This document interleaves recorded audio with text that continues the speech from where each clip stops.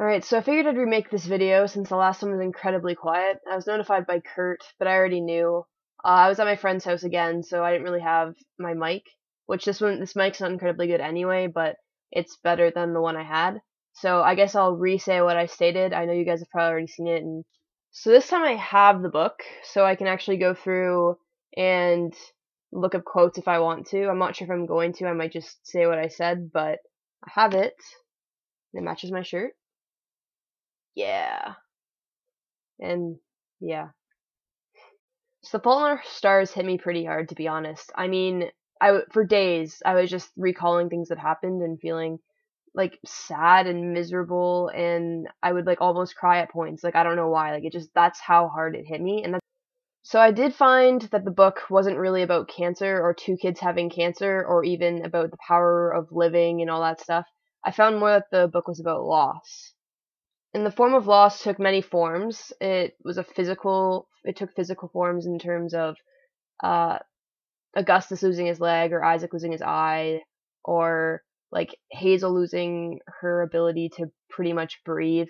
There's a loss of people throughout the book, even like the long list of names at the literal heart of Jesus.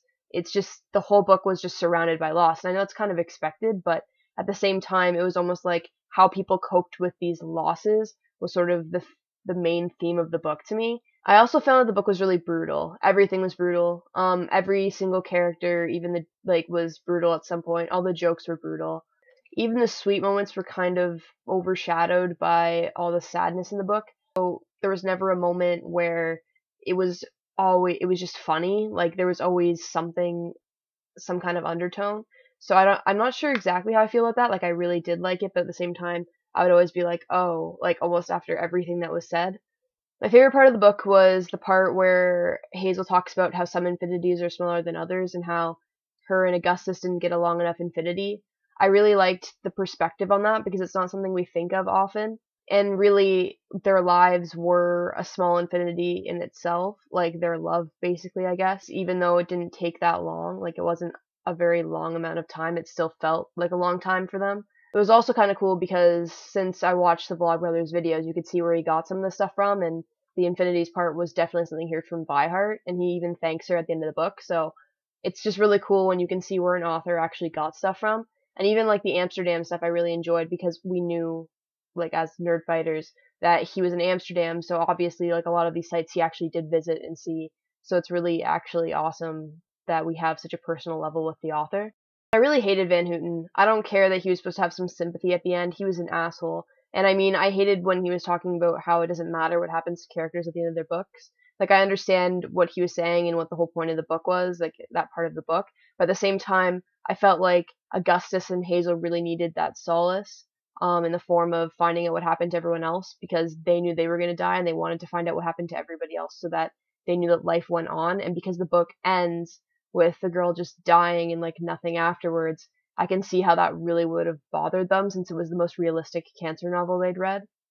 Well, I know that Augustus was sick, and I know it's obvious. I just didn't catch it because I was so wrapped up in everything that was going on.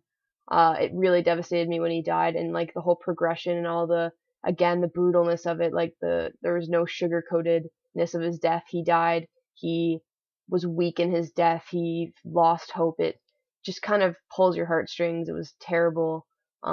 But you still feel like okay because he almost didn't entirely lose it all, especially when you read Hazel's eulogy at the end.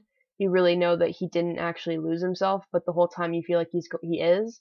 My favorite scene was the last good day. I thought that was amazing. I thought that was such a good thing to write in because it gave everyone a chance to say goodbye to Augustus.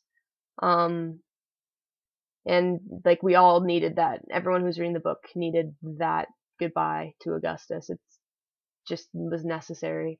So bye guys. Sorry it won't happen again, I promise. See you later. Have a good weekend.